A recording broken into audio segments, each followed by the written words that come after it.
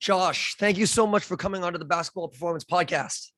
Thanks for having me. I really appreciate you making the time. I'm really excited about this episode. I think it's going to be great. But before we dive into the questions, can you just give us a brief background about yourself? How did you get into hoops? And then how did you transition to coaching? Sure. I grew up in Rockville, Maryland. Maryland is a very small state on the East Coast, known for its blue crabs. I played high school basketball, um, went to Boston College, and was a practice player there for 4 years with the women's basketball team. Didn't know exactly what I was doing with my life. Did a strength and conditioning internship with a company called Elite Athletic Training Systems, which eventually turned into Healthy. Well, the individual I work with, Blair O'Donovan, eventually became Healthy Baller, who he was the strength and conditioning coach for the Washington Wizards for 2 years and now runs Healthy Baller full time. And that's kind of how I got my first step in the door with strength and conditioning. During that time at Boston College, that's where I met Jeremy Lin during his freshman year. Somehow we got connected through a mutual family friend. I asked him if we wanted to work out. We went to the gym, we worked out, we played one-on-one the first time, and I beat him 11-10. And that's the only time I've ever come remotely close to ever beating him for the next, 15 years. So he didn't forget that. And I'm glad I capitalized on my one opportunity to beat him. From there, wasn't really sure. Again, this is 2008. Facebook is in its fourth year of inception. There wasn't really, I think Gannon Baker was probably the only, basketball trainer at the time. I know you had him on this podcast as well. But there was very few people doing, what I was doing. So I did what, most Asian kids do, which is do more schooling. So I went to law school, passed the Maryland bar. At that time, it coincided with Jeremy's ascension to Linsanity on the Knicks.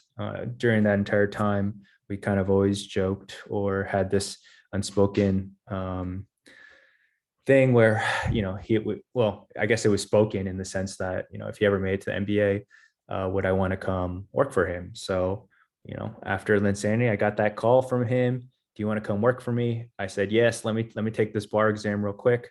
Took the bar, passed the bar, gave it to my mom and said, peace out. I'm going to go chase my own dream right now.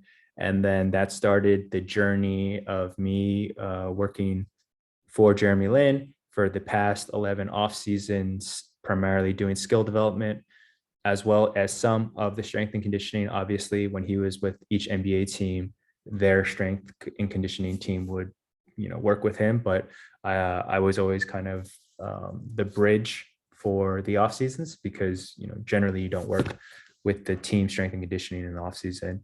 And so, yeah, I've been doing that for the last 11 years. 2 years ago, I was a assistant coach and player development coach for the Beijing CBA Beijing Ducks, where, I just basically did skill development with the players there. And that was my first year kind of working in professional sports.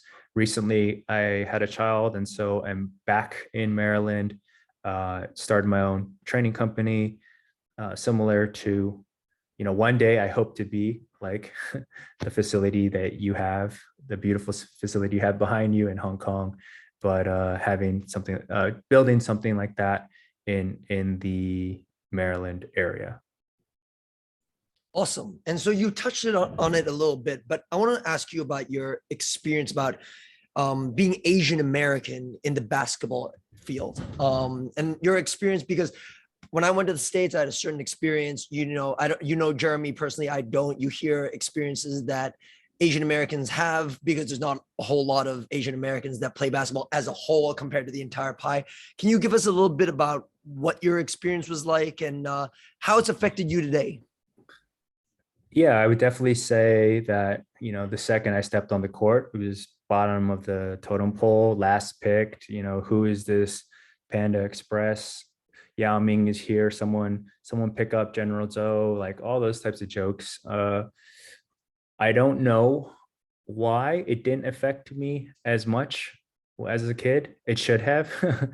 uh, and till this day, like I don't know if there's certain emotions unprocessed, but I just accepted it as part of, if you want to play this sport and if you want to play at this high level, that you are going to be verbally bullied. And it's kind of a sink and swim. Like, you can't go on social media and complain and make someone's comments viral and shame them and uh you know put them in a place where they have to apologize. It's kind of, back then there wasn't cell phones. I didn't get my cell phone till senior year, so there was like no recording of, I can't believe this guy said this to me, and that kind of stuff. So I guess I just had to develop thick skin and learn how to deal with it. What advice would you have for a kid, an Asian American kid who might be going through what we're just talking about? What kind of advice would you have for them? Say they really love the game, but this is the kind of stuff that they're hearing on a daily basis. Can you give just one piece of advice on staying focused, building thick skin? I mean, what would you say to that kid if he came to you and asked you for advice? Sure. I would say a couple of things. I would say, one, why does it bother you? I would really analyze and think deeply about, why does it bother you that they are calling you this name or that? Why does it hurt you? And then two, I would reaffirm your identity of who you are. Like, you're loved by your parents, you're loved by your teammates, you're loved by your community. Why are you going to let some person or some player that you don't know, that you're never going to come in contact with, steal your joy, right? So I would reaffirm who you are, analyze why that's bothering you, and realize that this is an aspect of life that you're going to face regardless of what you do. There's no industry, there's no profession, there's nothing that is completely void of bullying, racist comments, like, where you might encounter a toxic environment, right? So what I'm saying is, like, you're going to face this, right, at any point. So you can either choose to let it bring you down, or you can choose to have a growth mindset, or a mindset to move past and not let it affect you. And what about your transition to China? Can you talk a little bit about that? You were originally from Maryland. I mean, transitioning to China, did it take time? I mean, what were some of the main adjustments that you had to make coming from the US to China? Yeah, so I think I was very naive going over there. Like, when you go over there, you think, I'm going to change it. I'm going to bring all this, fancy research, all these best strategies, and completely overhaul the system.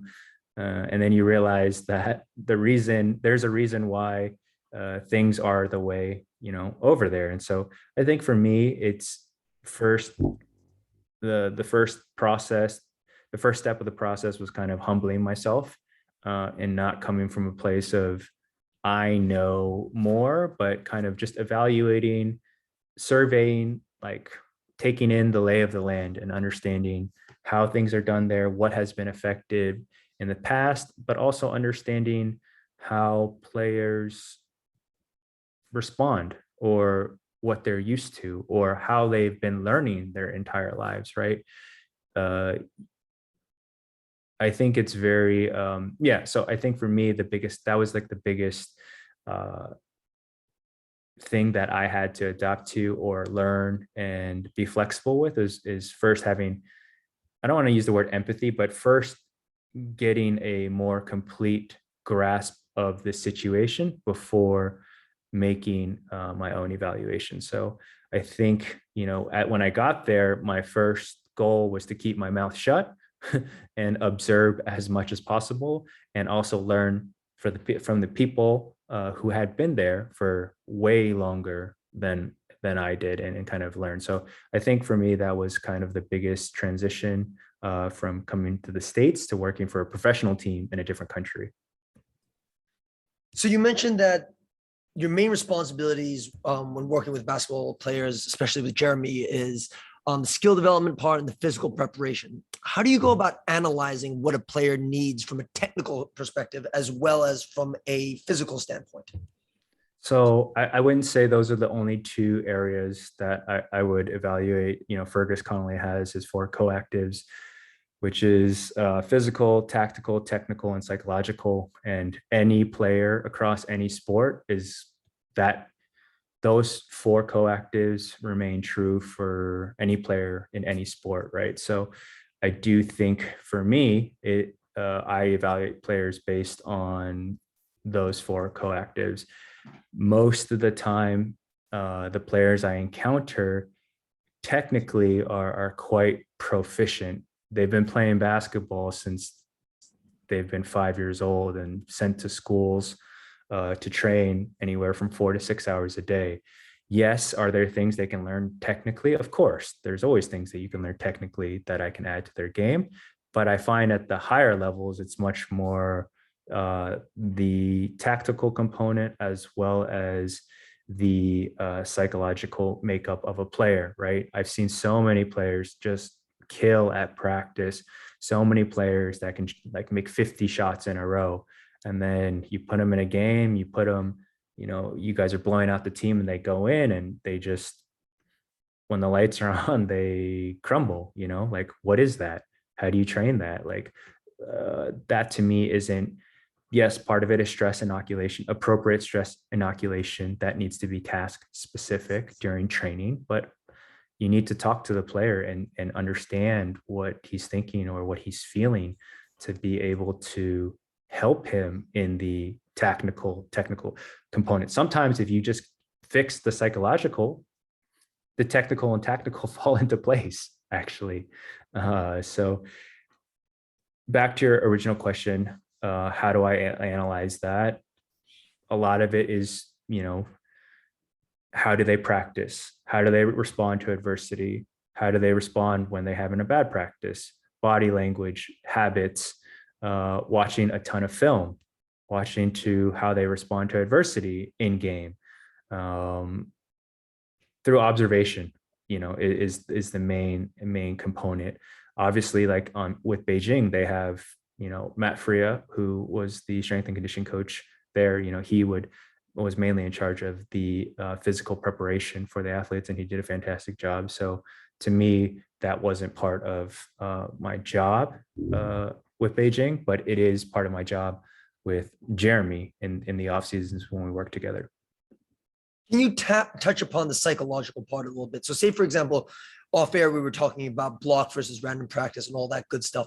Say you're introducing a little bit more randomized training to someone, and obviously randomized training, the learning curve, or I don't want to say the failure rate, but they're not going to be as comfortable in randomized practice. Say a player is not responding well to that. You see that his motivation might be going down, but he's getting a little bit agitated at what you're doing. What are some of the traits and the psychological aspects that you're looking at, say, in that perspective? Well, I guess for me, so when I talk about stress inoculation needs to be task specific, you see a lot of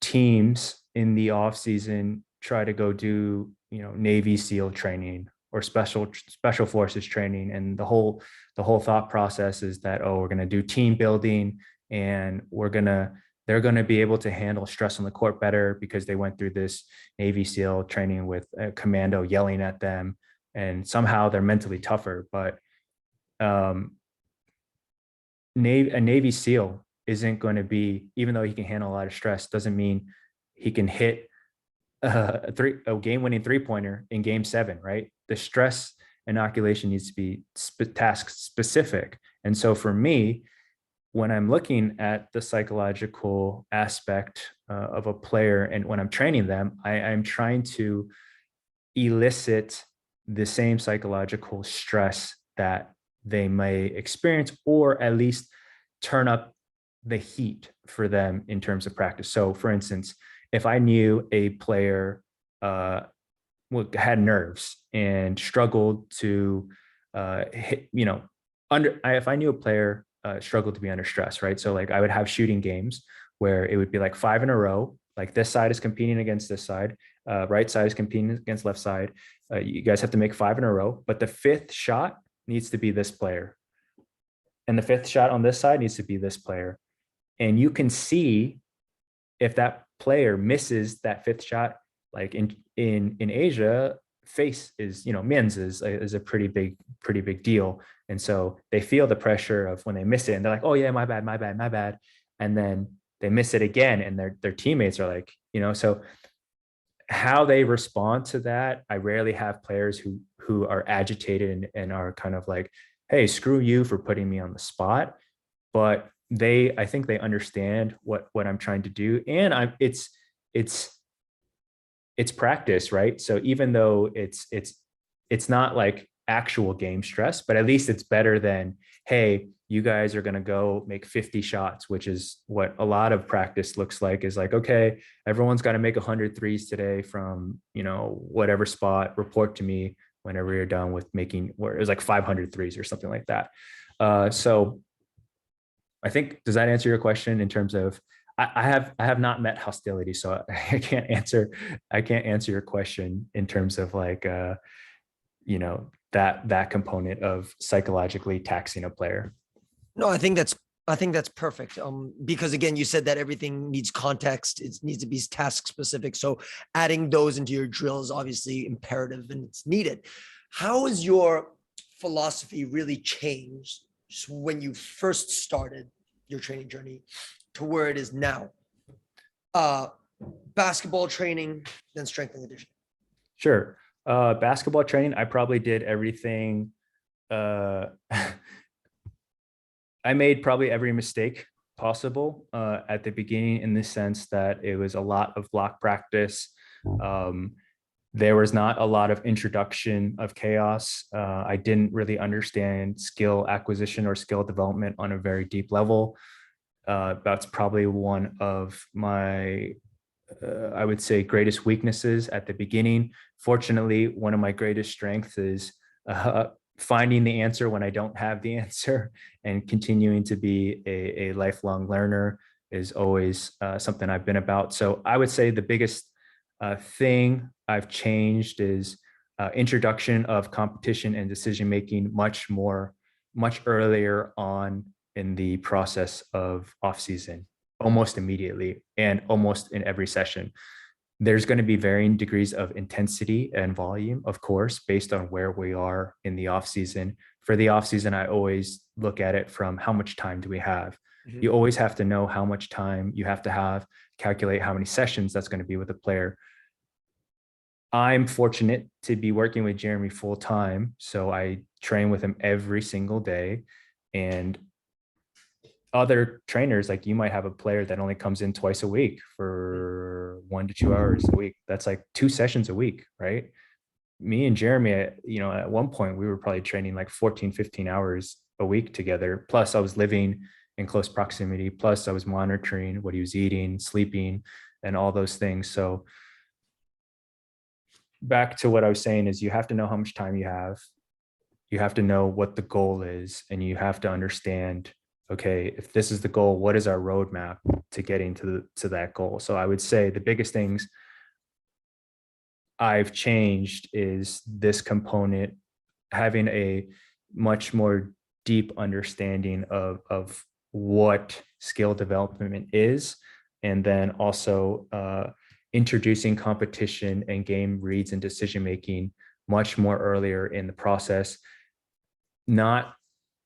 There was way too much block practice and trying to stabilize a skill.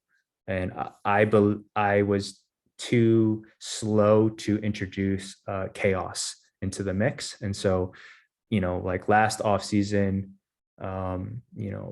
we had Jeremy go down and play in Irvine against Klay Thompson. And he also played against, the following day, they were playing ones with Drew Holiday. And then after that, he was playing 5-on-5 with KD and Kyrie. There is no amount of tactical preparation that can simulate playing against the best players in the world. And so for me, if I had gone back, I would have sought out the best competition for Jeremy and had him do that a lot more. So I know that was a very, very long-winded answer to your first question, because there's so many things I would have changed Sure. in terms of skill development. How about Um, physically? From physically,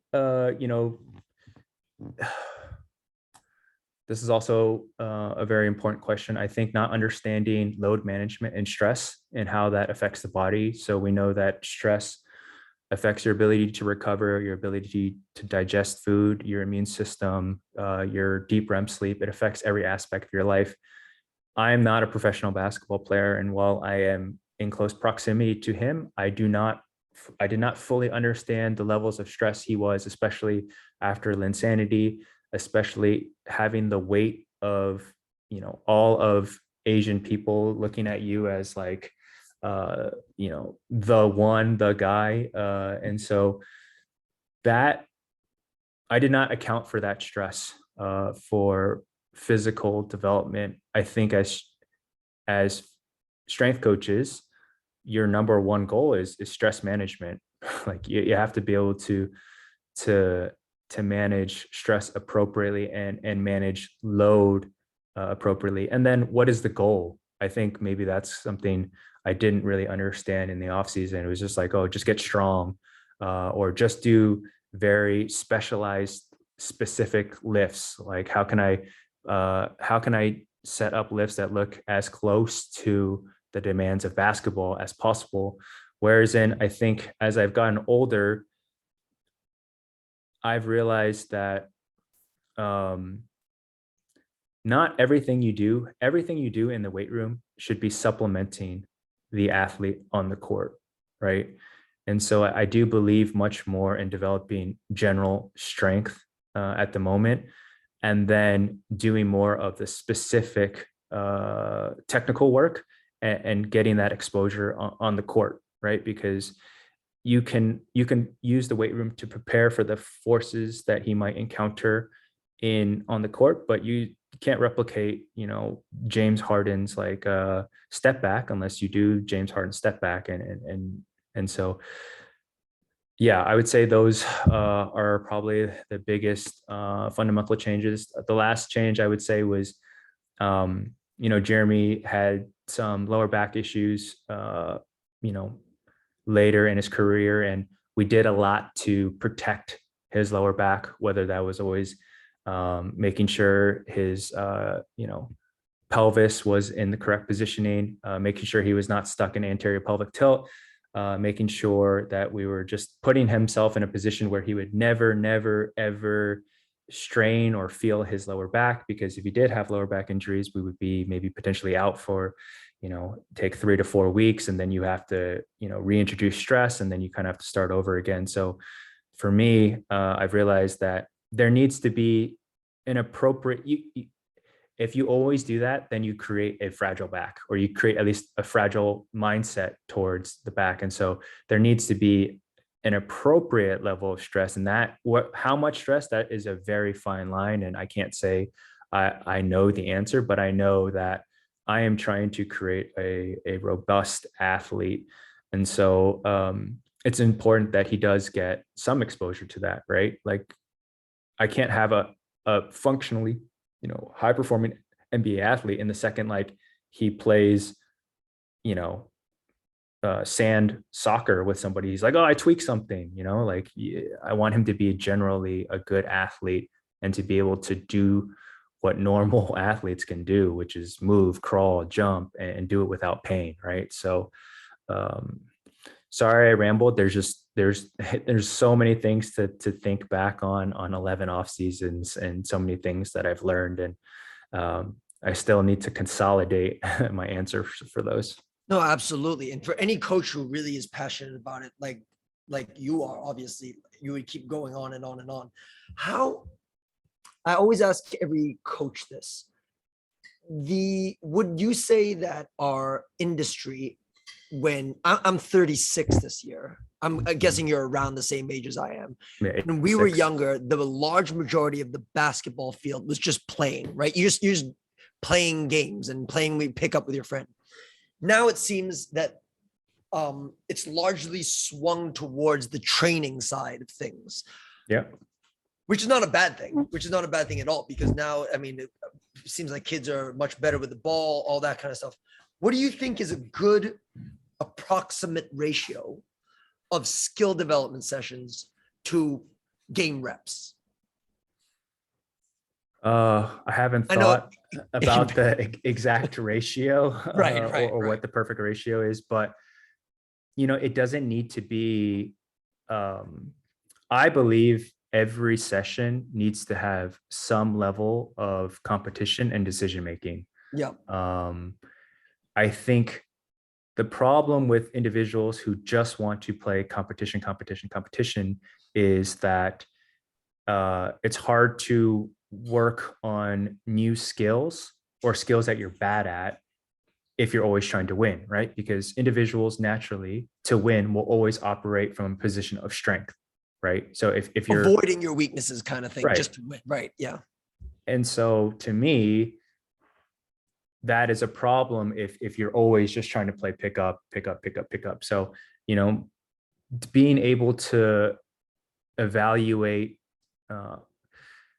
So now when I look at success, I don't always look at the pure outcome of the game. And we were talking about this earlier with, when Jeremy plays pickup right now, the way I evaluate success is, did you execute on the skill that we are working on? Did you, this concept of affordance, did you do it in the situation that, did you do the move, or did you make the right read in that correct situation? Because to me, that's going to be the biggest component of skill transfer from, skill development sessions to in game, right? Like you have to force yourself to do that skill in a live environment. Otherwise, it'll never stick. And so I do think on a weekly basis, again, it goes back to where you are in the off season. That's why the ratio to me would always fluctuate. Like, are you closer to preseason, or are you like just starting the off season? And it also depends on the player itself, right? Does the player need more technical work? Does he need more tactical work? Like what is his makeup, or what are the blends of the four coactives for him that would dictate probably, what he needs? If it's like one of those players who is a gym rat like me, who just, I loved working out more than playing. And the reason why I'm not there's many reasons, but Jeremy would always, and if you gave him a choice, do you want to play 5-on-5? Or would you want to get shots up and do some skill work? He'll be like 5-on-5. I only do the skill work to be good at 5-on-5. Versus me, I would take, let's shoot 500 makes today. Like that really excites me. And that is one huge reason why I'm not in the NBA, and I know why I did that as a kid, because there was safety in making 500. There was no one judging me. There was no reads. I didn't have to make any decision making. It was the environment was very stable, right? And it was a lot of comfort in that, right? But guess what? That doesn't make elite NBA players, or it doesn't make elite collegiate players. Like, you have to play the game, and that's why the coactives are so important. You have to be great at all of them. Versus, I just cared about the technical component. I'm like, I'm just going to be a specialist in the technical component. Screw everything else. Right. You tapped on something which is extremely interesting, and you said that there's safety there, which brings me to think of a book called Mindset by Carol Dweck, which I'm sure you've read. And she talks about, rather than hanging your identity as being the best, you hang your identity as being the learner. Okay, so that obviously you completely understand what I'm talking about. If you could go back and give one piece of advice to a 15-year-old Josh about what you just talked about how Josh loves to have 500 makes rather than playing 5-on-5, what's one piece of advice that you would give him? Do we hit on the emotional side? Do we talk about being anti-fragile? Do we talk about looking at everything as being a learner? What angle would you come in from there?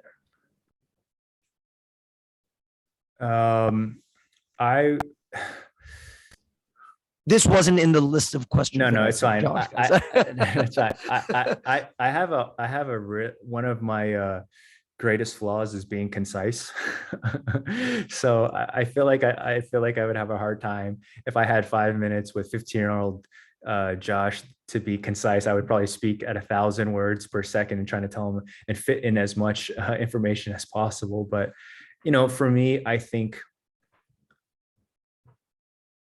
this concept of being a uh, see this concept of being a professional problem solver, ultimately, if you want to be successful in life at anything, you have to be a problem solver and you have to be adaptable, right? Like, people who are great at anything in any field are great at lateral thinking, great at problem solving, and addressing problems that no one has been able to solve, right? So I think if I were to talk to my 15-year-old self, I would definitely advise myself to read Rob Gray's book, and even though it wasn't out, and a bunch of other literature and stuff. But I would say stop falling in love with it. Be less. I can't even consolidate it, but be less about the process and understand like what you're trying to accomplish, right? Be more about the skill or the sport itself, right? That's what the problem solving component, and then understanding like why you're training, I think would be the two biggest components. And then I think the identity component that I was sharing earlier was ultimately, where did that come from? That came from fear of failure and Right. fear of being exposed. And where did that come from, right?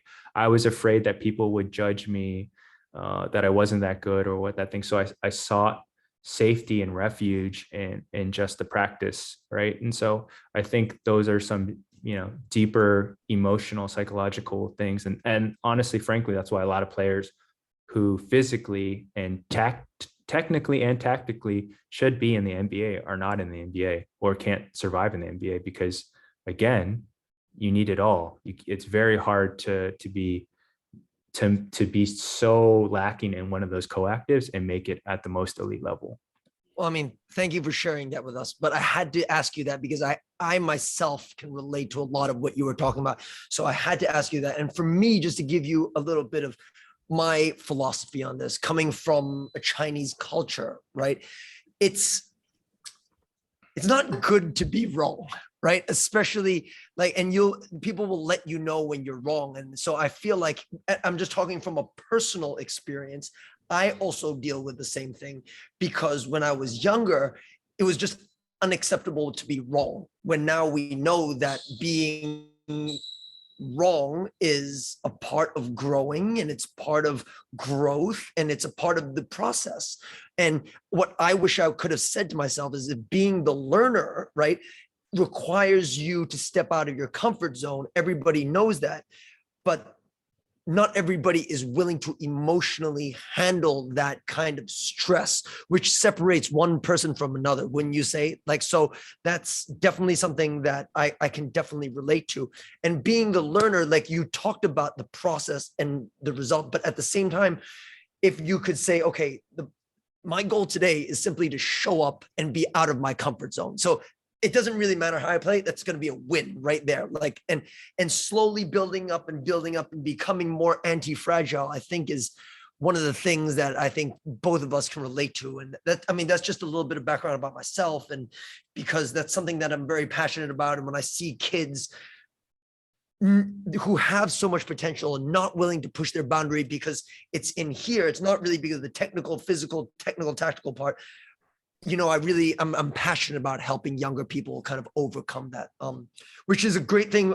For our next segue into our next question is, Josh, how has your faith really guided you through your journey in basketball and life? I mean, can you give us a little insight about that? Yeah. So, obviously being with Jeremy at the height of insanity and going back with him on these Asia trips, and he's a celebrity he's a celebrity across the world in many regards. So seeing the celebrity life, or seeing fame, seeing money, it's very clear, and having met other, high level players, that happiness is not correlated with how much you make or your position, right? And so for me, like, faith has been, I don't want to be cliche and say it's been my everything, but I would not be where I am without my faith. Like, I would have been completely lost, completely, like, I either would have quit or would have made many poor decisions. So I think my guiding light is that for a long time in life, I thought everyone thinks they're David, King David in the Bible, which is like, he's the main character. No one thinks of themselves as not the main character in their story. But as I got older, I realized that maybe God was calling me to be more of a Jonathan, which is was David's best friend and was more of a support role, right? And so even though I'm jumping a little bit ahead with legacy, is I feel like for me, my calling is, what I feel like God has called me to do is take everything that I've learned with Jeremy in the last 11 off season and 9 years in the NBA, and be able to pass on this knowledge to the next generation. That's one component of it. And then the second component is being a Jonathan to all of these players that are growing up, because I didn't have a Jonathan. I didn't have anyone. And so when you ask me, like, can you give some advice to your 15-year-old self? Like, I had no problem. I was the first one at the gym on my team, every practice. I didn't have any issue with working hard, but that is the bare minimum to punch your ticket to the next level. Everyone who plays at the high level works hard. It's meaningful and meaningless at the same time, right? It's not about working hard. It's about working smart and intelligently. And like, you've had a lot of people on your podcast that have talked about it, whether it's like Trevor Reagan or other people talking about how, or even like when I hear Drew Hanlon talk about, like, I think he used to make 1,000 threes before like every high school practice. Yeah. So starting to ramble again, but I guess to me that would be how faith has guided me on the process and why I am doing what I am doing right now. I would never be on a podcast with you right now talking about this, but I feel like my faith has led me to be like, hey, it would be selfish for you to keep all of this information inside and just die. So I feel like my faith has led me to be on this journey to share our experiences and help others, because I believe as a skill development coach, or even as a coach, that my calling is to serve the next generation of players and to serve those that I encounter and that are around me. Beautiful. And it's the perfect feed in the next question, which is, what's the impact that you want to leave into the basketball industry or the strength and conditioning industry? And then, I mean, what's the impact that you want to have on the world and the people that you interact with? Yeah, I think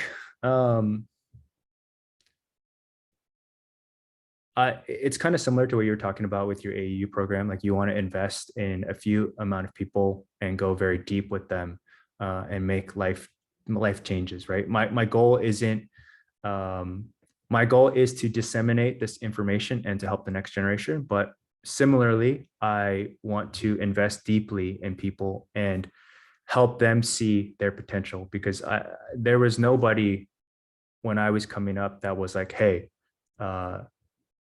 you can make it. Like, it's going to be okay. I think in your podcast with Trevor, he mentioned a study at Harvard that they did with the GRE testing about, there was one paragraph that said, it's going to be okay, like whatever, we're not. And like, those people still had like a higher GRE score. But like, what I'm saying is, like, I want to be that paragraph for people of this next generation, of speaking truth and helping them reach their potential, right? Because I didn't have anybody to help me reach my potential, whether it was speaking life into me, whether it was training me or providing any of those resources. And now that I feel like I have all these resources, I do want to find a way to give that back to, and for me, like, I want to see, why is there only Jeremy? You know, one person. Why are there so few Asian or Asian Americans in the NBA? There's so many Asians in the world. Like I would love to see in the next decade, like there to be like 20 players, or however many players, because I do think players in Asia have the capability, more than have the capability and the physical attributes to play in the NBA. And maybe they're just not getting the appropriate training that they need. If you watched a dunk contest in China like 20 years ago, if anyone just dunked the basketball, they'd probably win. But now, today, you have guys out there dunking almost from the free throw line. You guys have guys doing through the legs. Like, did these people become more athletic, or did they have access to better information and better training and training modalities and methods, right? So I do believe that as we begin to have better information out there, you'll see a next generation of athletes in the NBA. And before, I mean, the last thing is with these players is to be very like, I was sharing with you before, is teaching players to be principle based and have to have a framework to problem solve. I think that to me is the most valuable gift is, it's not giving a player a fish, but teaching them how to fish, right? Teaching them how to handle adversity when they go to their teams, but also teaching them how to troubleshoot their own situations, right? Because they're not always going to have you as a coach, right? So creating problem solvers based on principles. And when we talk about principles, like, not to be too long-winded, but offense is to create space. Well, how do we create space? Like, we have to mask our intentions, right? Like, our drive, our crossover needs to look like our drive. Our pump fake needs to be at the same speed as our shot. Like, there are all these things like that you can work backwards from to solve each problem that you're encountering on the court with your coach, right? And so for me, I would love to leave that legacy with all the players that I work with. Josh, you've been so generous with your time. Where can our listeners find out more about you and contact you? Because you have a bunch of awesome content on social media, and anyone who's listening to this who doesn't follow him, go follow him now. Can you let them know where they can find you and learn more about you? Yeah. So on YouTube, I have a YouTube channel called Awaken Training. Very similar to your podcast, where I interview other NBA strength coaches, skill development trainers, as well as performance specialists. It's kind of my way of trying to, I love having long-winded conversations with people. I feel like you can get to know people better, and there's more nuance communicated in these long-form communications. So you can find me on YouTube or on Instagram, which is Coach Josh Fan. And if you can find me on Douyin Weibo, then I'm on there, but you can find me there as well. Josh, thank you so much. I'm very grateful for your time. Just hold the line, and guys, we will see you next week. Thanks.